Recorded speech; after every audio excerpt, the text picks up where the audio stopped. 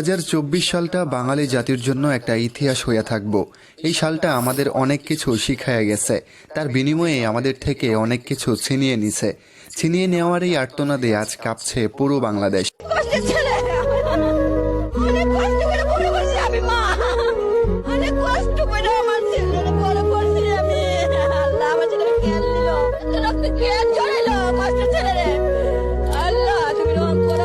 এই ভিডিওতে আপনাদের সেসব আর্তনাদগুলো দেখাবো, যেগুলো দেখলে আপনি ঘরে বসে থাকতে পারবেন না, আপনি কান্না থামাতে পারবেন না। আমি আমার শহীদ ভাইদের রক্তের সাথে বেইমানি করবো না। ক্যাম্পাস ছেড়ে আমি বাড়িতে যেতে পারবো না, বাড়িতে আমি থাকতে পারবো না। আমি ডাক্তার শহরে কোথাও থাকবো, এই ক্যাম্পাসে আমি নিরাপত্তা, আমাদেরকে বেশি নিরাপত্তা দিতে পারে না, কত নিরাপত্তা দিতে পারে না। এই জন্য ক্যাম্পাসটা ছেড়ে দিচ্ছি, ঢাকা বিশ্ববিদ্যালয়টা ছেড়ে দিচ্ছি। অনেক স্বপ্ন নিয়ে অনেক গর্ব নিয়ে ঢাকা বিশ্ববিদ্যালয়ে আমি এসে জব করতে গেলাম, কিন্তু আমাদের সাথে এরকম কলঙ্কিত ইতিহাস আমি কোনোদিন হয়নি।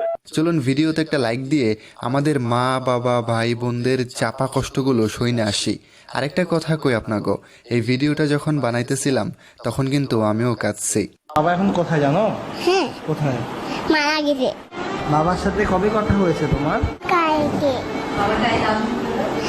আর বাবাকে আমি লাভ ইউ বলছি। বাবাকে আই মিস ইউ বলি, আল্লাহ বললাম আই লাভ ইউ। এই ভিডিওটা দেখার সময় আমি শকড হয়ে গেছি। মেয়েটা বুঝতে পারতেছে না সে কি হারাইছে। সে যেদিন বুঝবে সেদিন সে কতই না কষ্ট পাইব। যে পিতা সন্তানের লাশ শনাক্ত করতে ভয় পায়, আমি তাকে ঘৃণা করি।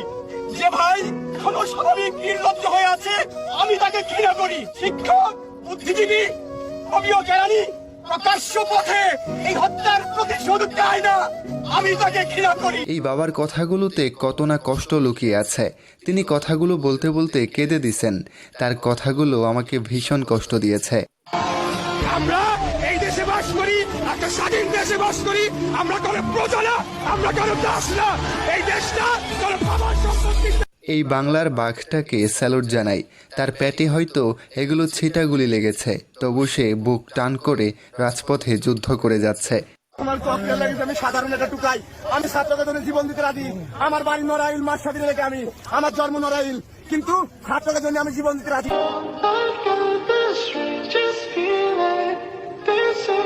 এই ভাইটার জন্য কষ্ট হচ্ছে। সেও আজ ছাত্র সমাজের পক্ষে। কেবল দেশের সরকারই বুঝল না এই ছাত্র সমাজটাকে। উপরে সৃষ্টিকর্তা আছে, আল্লাহ তাআলা আছে, সবকিছুর নেচার, রিভেঞ্জ অফ নেচার বলে একটা কথা আছে। সেই দিনের অপেক্ষায় আল্লাহ ভালো বিচার করবেন। আল্লাহর কাছে বিচার দেওয়া ছাড়া আমাদের আর কি বা করার আছে। ভাইটা কতটা কষ্ট নিয়ে আজ আল্লাহর কাছে বিচার দিছে বুঝতেই পারছেন। মানুষ হত্যা করেন, আপনাদের কি শিক্ষা দিয়েছে?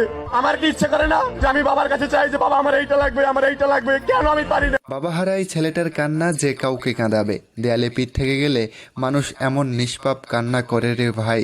একজন মহিউদ্দিন বুঝাইতেছে, ভাই আপনি কবি হন, গায়ক হন, নায়ক হন, ডাক্তার হন, ইঞ্জিনিয়ার হন, পিঠে হাত দিয়ে দেখেন মেরুদণ্ড জায়গায় নাই। সুতরাং আজকে ঢাকা ইউনিভার্সিটির, অমুক ইউনিভার্সিটির, তমুক ইউনিভার্সিটির কয়েকটা বাচ্চা কাচ্চা লড়াই করতেছে, ভাবতেছেন তালি মারতেছেন, কিচ্ছু হবে না, এসব আন্দোলন কোথাও যায় না। কিন্তু এটা জেনে রাখেন, এই পোলাপানগুলোর নাম মেরুদণ্ড পিঠের মধ্যে আছে। এই বাঘিনী আপুর কথাগুলো একদম রাইট। এই দেশে এখন কেবল ছাত্রদেরই মেরুদণ্ড আছে, আর বাকি যারা আছে তারা পাঁচাতা মেরুদণ্ডহীন প্রাণী। মেরুদণ্ড যদি আপনার জায়গায় থাকতো আজকে আপনি ওখানে থাকতেন, নয়তো আপনি আজকে হচ্ছে প্রশ্ন তুলতেন আপনার জায়গায় থেকে। এসি রুমে বসে থাকেন, এসি গাড়িতে চড়েন, মনে হচ্ছে আপনার কি এই সমস্যা শুধু মহিউদ্দিনের? এই সমস্যাটা শুধু আমরা এখানে যারা দাঁড়ায় আছি তাদের, যারা হচ্ছে যে দিনের পর দিন পরিশ্রম করে মাঠে ঘাটে। আজকে আমি একটা মহিলা এসে দাঁড়ায় বারবার বলতেছে। ঠিকই তো, এসি গাড়ি আর বিলাসবহুল বাসায় থেকে রায় দেওয়া মানুষগুলোর যদি মেরুদণ্ড থাকতো তবে দেশের পরিস্থিতি এমন হতো না। আমার ছাত্রের মুখ চেপে ধরার সাহস কে দিয়েছে আপনার? আমার ছাত্রের কলার ধরার সাহস কে দেয় আপনাদের? কয়জনের জবান বন্ধ করবেন আপনারা? একজনে করবেন, 10 জন দাঁড়াবো। 10 জনকে বন্ধ করলে 1000 মানুষ দাঁড়াবে, 18 কোটি বাঙালি নামবে। কোমরে দড়ি বাঁধলেন কেন? এত বড় অপমান 16-17 যে বয়সকে সারা বিশ্ব সম্মান দিয়ে সম্মান করা শেখায়, তার কোমরে দড়ি বাঁধলেন। আর কোমরে কে দড়ি বাঁধায় সময় আপনাদেরকে বলে দিবে। এই শিক্ষিকার কথাগুলো একদম কলিজায় লাগছে। আপনাকে স্যালুট জানাই ছাত্র সমাজের পাশে দাঁড়ানোর জন্য। আমরা আমরা একটু স্টুডেন্ট অস্ত্র কি আমাদের হাতে ছিল নাকি পুলিশের হাতে ছিল? কার হাতে ছিল আপনি বলেন? আপনার কাছে প্রশ্ন রেখেছিলাম না না আপনি আনসারটা দেন, আমার আনসারটা লাগবে। অস্ত্র কি হাতে ছিল? অস্ত্র কি হাতে ছিল বলেন? আমার হাতে ছিল নাকি পুলিশের হাতে ছিল?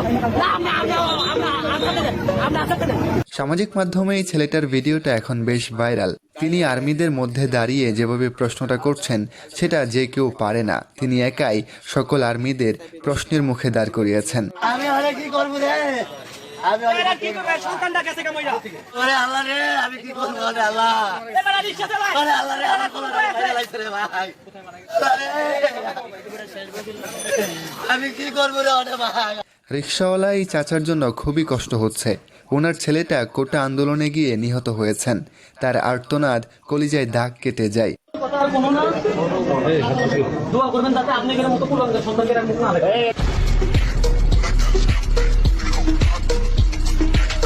হাতে হাত করা, পাশে অনেকগুলো পুলিশ।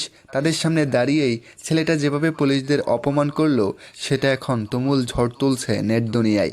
আপনারা ভার্সিটির মানুষ, ভার্সিটির স্টুডেন্ট দেখেছেন, কলেজ আর হাই স্কুলের স্টুডেন্ট এখনো দেখেন নাই। একবার যদি সব স্টুডেন্ট নাইমা যায়, এইসব ছাত্রলীগ, যুবলীগ, ছাত্রদল, পুলিশ কেউ থাকবে না, টিকবে না। আর কোটি স্টুডেন্টদের সামনে এইসব কিছুই না। এই বাঘিনীর কথাগুলো ছিল একদম স্ট্রেট ফরওয়ার্ড। বুকে অফুরন্ত সাহস নিয়ে বলা এই কথাগুলোকে হাজারো সালাম। আমার বাবা কি করলেন সেজন্য আমি দায়ী।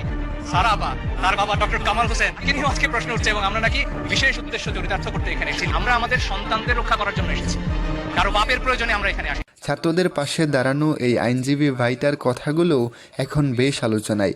উনি ছাত্রদের জন্য এখনো লড়ে যাচ্ছেন।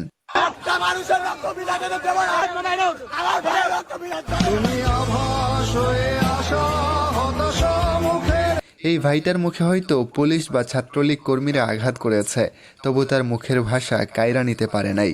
পানি লাগবে কারণ পানি পানি পানি লাগবে কারণ পানি ভাই পানি।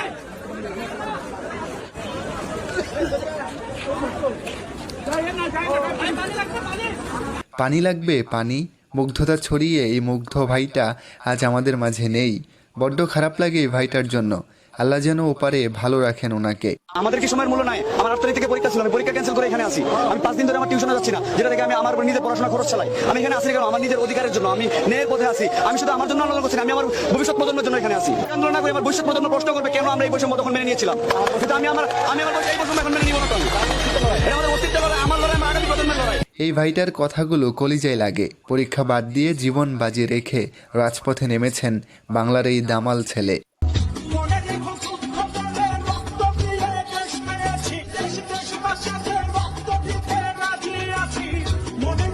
এই ভিডিওটা দেখে আমি চোখে পানি ধরে রাখতে পারিনি। ভিডিওর দৃশ্যটা যেন ৭১-এর সেই যুদ্ধের কথা মনে করিয়ে দেয়।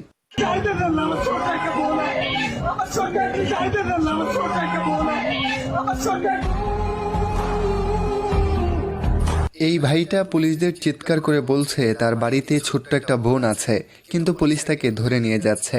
ছেলেটার আর্তনাদে খারাপ লাগলো। মরতে আসছি, আমরা মরেই যাব, নয়তো আমরা মেরে যাব। আমরা যদি একটা মেধা পড়ে আমরা 10টা কোটা গিলে খাবো মানে গিলে খাবো। বিশ্বাস করেন ভাই, এই মেয়েটার কথা আমার সেই ভাল লাগছে। তার সাহস দেখে আমি অবাক। এই প্রজন্ম আমাকে শিখালো একটা দাসের দেশে যে আমি আছি, আমি নিজেও যে একটা দাস, সেই দাসত্ব কিভাবে ভাঙতে হয়। এই প্রজন্মের কাছে আমি ওই জন্য ওদেরকে স্যালুট জানাই। আমি শিক্ষক বলবো না, বরং ওরা আমার শিক্ষক। ওরা আমাকে শিখিয়েছে কিভাবে দাসত্ব ভাঙতে হয়। আমাদের মেধাটা আসলে মাথা থেকে আস্তে আস্তে জিরে চলে এসেছে। সত্যি আমরা যেন এতদিন একটা দাসত্বের মাঝে ছিলাম। এই ছাত্ররা আজ আমাকে মুক্ত করে দিছে। তাদের থেকে শিক্ষা নিলাম। রাজাকার শব্দটা প্রকাণ্ড একটা গালি, যাকে তাকে দেবেন না। আমার ছাত্রছাত্রী, আমাদের মেয়ে ছাত্রছাত্রীদের উপর যে লাঞ্ছনা হয়েছে তার বিচার বিধাতা করবেন। তার বিচারের জন্য আমরা নেমেছি। তার কাছে বিচার চাবো, কোথায় বিচার চাবো? এই আপুটার বক্তব্য সামাজিক মাধ্যমে তুমুল হিট। একজন শিক্ষিকা হিসেবে তিনি যেভাবে ছাত্রদের পাশে দাঁড়ালেন সেটা প্রশংসার দাবি রাখে। সরকারকে আমার একটা প্রশ্ন, আমরা যদি যারা আমরা তো হাতে অস্ত্র নেই নাই, আমরা খালি লাঠি আর ইট নিয়ে নামছি, চাকরি আসে রবার্ট বুলেট, অরিজিনাল বুলেট, বোমা, যে 4% রাইফেল নিয়ে নামছে, আমাদের হাতে যদি অস্ত্র নেই আপনারা কি বাঁচবেন? একটা 4 কোটি রাজাকারের হাতে যদি অস্ত্র নেই আপনারা কি থাকতে পারবেন? আপনারা মাঠে আসতে পারবেন? সরকারকে উদ্দেশ্য করে মেয়েটা যেভাবে কথাগুলো বলল তা কিন্তু এখন বেশ আলোচনায়। আর মেয়েটা কিন্তু সত্যিই কইছে, স্কুল কলেজের ছাত্রছাত্রীরা মাঠে নামলে উপায় নাই। ব্যাগ বিক্রি করে খাইয়ে দিচ্ছে অলরেডি। দেশের মানুষের বুকে পাখির মতো গুলি করছে। দেখা এগুলো কি, তারপর এগুলো কি, আচ্ছা এগুলো কি আমরা জানতে চাই। আমরা তো সন্ত্রাস না, আমরা আসলে এগুলো সম্পর্কে জানি না। তাহলে এগুলো কি? ও সরি, আচ্ছা এটা সারপ্রাইজ না, এই সারপ্রাইজ গুলো আমাদেরকে দিচ্ছে। এগুলো কি আসলে কি আমাদের? এই সাহসী ভাইটার কথাগুলো একদম রাইট। দেশটা বেচা দিছে, শেষ কইরা দিছে, আর বাকি কিছু নাই। আমরা এই দেশে বাস করি, একটা স্বাধীন দেশে বাস করি। আমরা কোনো প্রজা না, আমরা কোনো দাস না। এই দেশটা কোনো বাবার সম্পত্তি না, কোনো জমিদারি না। এই সাহসী ভাইটাকে সালাম দিলাম। পুলিশকে বুড়ো আঙুল দেখিয়ে বুঝিয়ে দিলেন ছাত্ররা কাউকে ভয় পায় না। আমাকে যতক্ষণ তারা আইডেন্টিফাই করতে পারে না যে আমি স্টুডেন্ট, ততক্ষণ তারা আমি university of development alternative student, যতক্ষণ তারা আইডেন্টিফাই করতে পারে না আমি স্টুডেন্ট, আমার সাথে খুব ভালো ব্যবহার করতেছিল। যখন আমি বলেছি আমি স্টুডেন্ট, সাথে সাথে আমার গায়ে হাত তোলা হয়েছে। কারণ হ্যাঁ, আমাকে দেখে হয়তো মনে হয় না যে আমি স্টুডেন্ট। তার মানে কি তারা স্টুডেন্টদেরকে টার্গেট করছে? এই ভাইটার কথা শুনে বুঝতে পারলাম সরকার আসলে ছাত্রদের পিছনেই লেগেছে, কিন্তু সরকার হয়তো ভুলে গেছে এর পরিণতি খুবই খারাপ হইব। ক্ষয়ক্ষতি কিছুই না, এগুলো হয়তো ভবিষ্যতে আমরাই আবার গড়ে নিব। কিন্তু একটি প্রাণ যেটা আমরা হারিয়েছি, একটি প্রাণও কি আমরা ফেরত পাবো? সুহেল তাজ ভাইয়ের এই কথাগুলো কিন্তু সলিড। বস্তু যেগুলো ধ্বংস হয়েছে সেগুলো ফিরিয়ে আনা সম্ভব, কিন্তু যে মানুষগুলো মারা গেছে তারা কি আদৌ আমাদের মাঝে ফিরে আসবে কখনো? আপনার মেয়ে 10 বছর পর জব পাবে না, আপনি তখন কি বলবেন বলেন? জবাব দেন। তাহলে আপনারা আমাকে দেখাচ্ছেন আপনার বাসা এখানে, আপনার বাসা এখানে, কিন্তু আপনার ছেলের ভবিষ্যৎ আমার কাছে। আমি হারলে আপনার ছেলের ভবিষ্যৎ হেরে যাবে। কেন আমাকে দেখাচ্ছেন আপনার বাসা এখানে? আপনি আমাকে সাহায্য করবেন। হ্যাঁ, আপাতত দৃষ্টিতে আপনার কষ্ট হচ্ছে, কিন্তু সামগ্রিক বিষয় পরিচালনা করলে আপনি যদি 10 বছর 100 বছরের কথা চিন্তা করেন, তাহলে আপনার পুরো পরিবারের দায়িত্ব আমার কাছে। এমন কয়েকজন সাহসী ছাত্র দেশে থাকলে দেশটা পরিবর্তন হয়ে যাবে। তার কথাগুলো একদম রাইট, তার কথাগুলো আমার ভাল লাগছে। তারা তো ডাক দিয়েছে রাস্তায় নামান, এদেরকে তো আবার গুলি করবে। আমরা কি কিছু করতে পারি না? এই একটা প্রশ্ন থেকে, একজন আইনজীবী হিসেবে দায়বদ্ধতা থেকে আমরা এসেছি। আমরা আমাদের সন্তানদের রক্ষা করার জন্য এসেছি।